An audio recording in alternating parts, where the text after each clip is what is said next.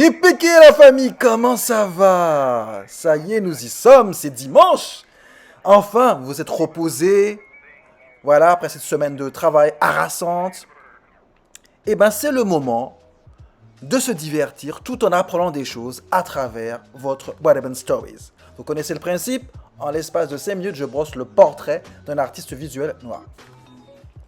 Mais avant toute chose, si vous ne l'avez pas encore fait, je vous invite à vous abonner et à cliquer sur la cloche pour recevoir les prochains épisodes de votre webmag préféré.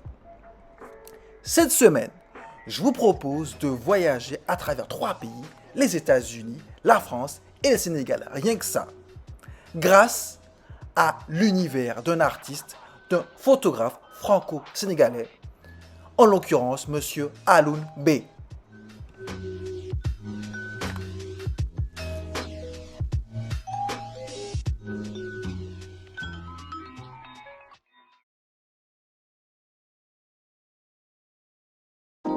Focus les amis sur Alioune B. Alors Alioune B, c'est un photographe autodidacte qui est né en 1981 à Dakar. À l'origine, il se destinait à devenir architecte. Il a obtenu un diplôme à l'université de Miami et comme ses parents croyaient vraiment en lui, le poussaient à embrasser cette carrière, il décide de revenir au Sénégal pour y travailler. Sauf que ça colle pas. La plupart des gens au Sénégal construisent leur maison aux architectes, donc ils se demandent réellement à quoi ils servent, concrètement. C'est alors qu'il décide de partir au Danemark, histoire de parfaire ses connaissances. Et durant son voyage, il rencontre un autre artiste qui voit ses photos et qui l'incite clairement à devenir photographe professionnel. Et c'est comme ça que débute la carrière de Monsieur Alioune B.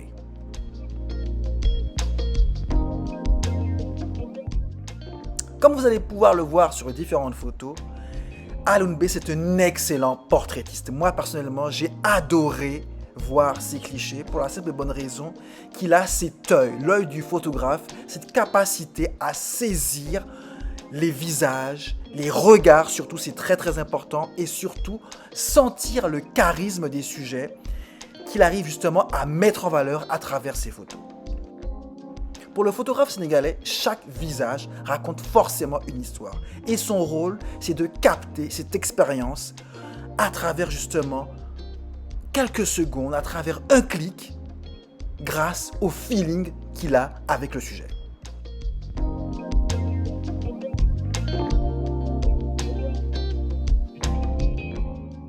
Comme m'a toujours dit mon sensei, la photographie, c'est l'art du contraste. Et on le voit très bien à travers cette série très ironique mise en scène par Alioune B, qui s'est amusé en fait à photographier des personnes dans le métro parisien qui étaient soit en cohérence, soit en contradiction avec le nom de la station sous lesquelles ils apparaissaient. Et je dois avouer que le résultat est assez jouissif.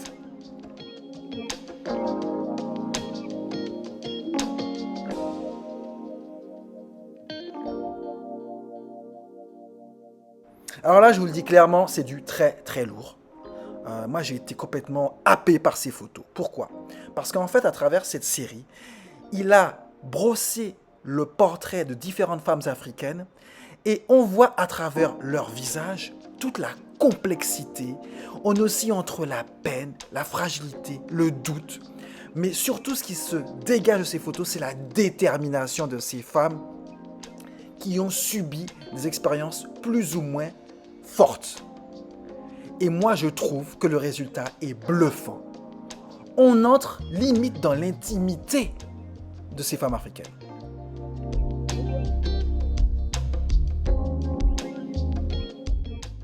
Alors, si la série précédente vous a happé, celle-ci est celle qui l'a fait connaître aux yeux des grands spécialistes de la photo.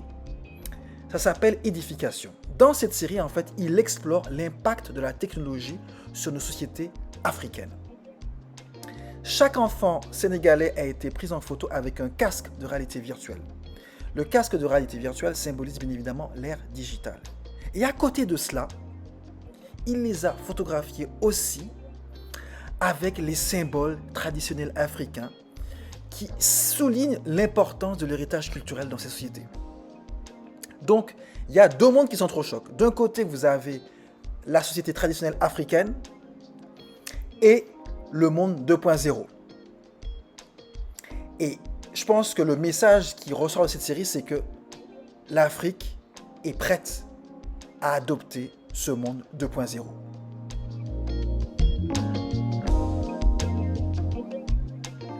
Enfin, j'ai envie de terminer par cette image choc.